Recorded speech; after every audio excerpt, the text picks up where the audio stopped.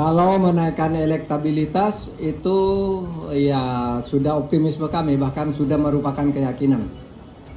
Elektabilitas ini akan terus bergerak dari yang ada, karena survei itu setiap hari bisa berubah. Dan itu tergantung pada perkembangan situasi sampai pada hari terakhir. Soal istilah dasmoetik itu tidak ada di tempat kami, jadi saya tidak tahu. Pak Mahfud itu orangnya sangat disiplin sekali, ya. Yang carbon capture itu adalah pertanyaan yang nanti pada sesi yang keempat, debat keempat, bukan sekarang. Itu bagian daripada lingkungan gitu. Jadi tahu Pak Mahfud orangnya sangat disiplin. Jadi Pak Mahfud mengatakan, loh, kok sekarang nanti dong pertanyaan itu nanti. Jadi nanti yang kita bahas mengenai carbon capture. Saya mau bilang begini, Mahfud MD itu malam ini menurut saya tampil sebagai capres, untungnya sesuai dengan bidangnya dia yang paling patuh pada peraturan. Itu pantas betul dicatat loh. Yang pertama, dia itu gak jalan-jalan. Kan ditanyain, boleh jalan-jalan gak sih sebetulnya gitu ya. What? Indonesia tanah air beta, pusaka abadi nan jaya. Debat Wapres saat ini memang kelihatannya lebih ser daripada debat Cawapres yang sudah dilakukan beberapa minggu lalu. Terkait ketiga Cawapres menjadi sangat sengit perdebatannya karena pertanyaan-pertanyaannya juga sangat kelihatan berkualitas oleh KPU. Setiap pertanyaan yang dikeluarkan KPU dijawab dengan sangat amat lancar oleh Gibran. Ya, kita tahulah kenapa. Ya nggak perlu kita perdebatkan lagi kalau Gibran memang kelihatan lancar menjawab pertanyaan-pertanyaan yang dilontarkan KPU. Ya kalau untuk alasan sih kita semua tahu ya. Ya karena jalur paman saja bisa dilewati, apalagi jalur perdebatan, dan Mahfud MD juga terlihat sangat luar biasa dalam menjawab setiap pertanyaan yang memang tidak pernah diketahui sebelumnya. Karena memang KPU merahasiakan seluruh pertanyaannya kepada Cawapres nomor urut 3 itu. DPP PDIP puas dengan penampilan debat Cawapres. Profesor Mahfud dinilai sebagai sosok berpengalaman, tegas dalam memberantas korupsi, namun selalu berbicara tentang manfaat kebijakan bagi peningkatan kesejahteraan wong cilik. Kata Sekjen DPP PDIP Hasto Kristianto, kalau Mas Gibran lebih banyak bicara, kalau Profesor Mahfud satu-satunya yang berbicara tentang infrastruktur sosial bagi wong cilik. Berdasarkan dari Pusat Pemantauan Sosmed, Mahfud MD, kepuasan terhadap Profesor Mahfud MD nampak dari tingginya sentimen positif sebesar 39,7%. Sementara Gibran 19,2%, Caimin 14,4%. Kata Hasto, publik merespon negatif atas jebakan pertanyaan Mas Gibran ke Caimin.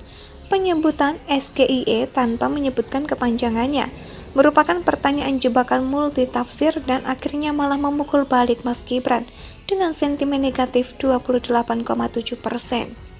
Jauh lebih tinggi daripada Profesor Mahfud yang sebesar 18,2%. Demikian halnya terkait hilirisasi, Profesor Mahfud lebih mengedepankan kemanfaatan bagi rakyat agar ekonomi Indonesia semakin berdaulat.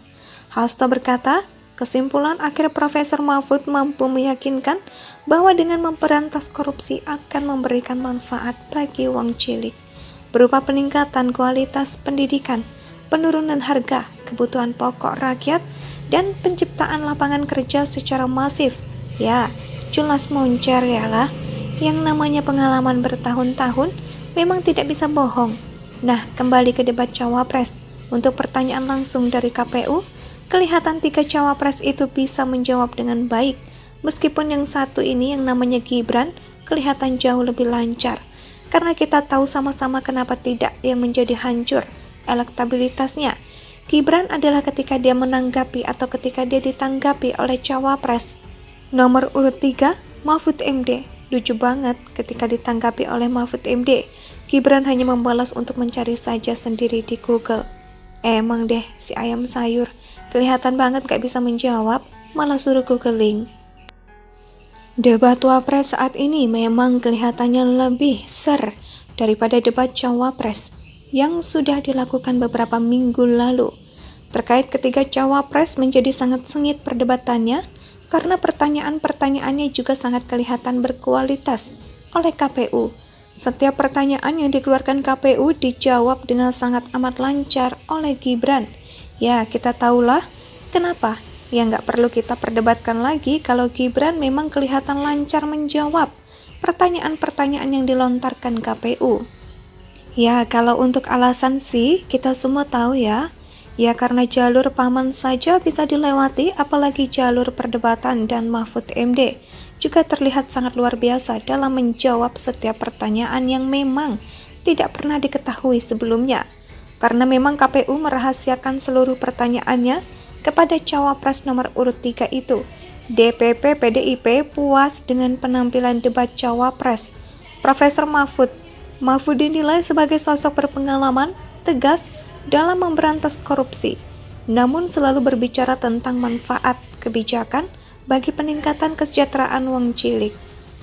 Kata Sekjen DPP PDIP Hasto Kristianto, kalau Mas Gibran lebih banyak bicara, kalau Profesor Mahfud satu-satunya yang berbicara tentang infrastruktur sosial bagi wong cilik.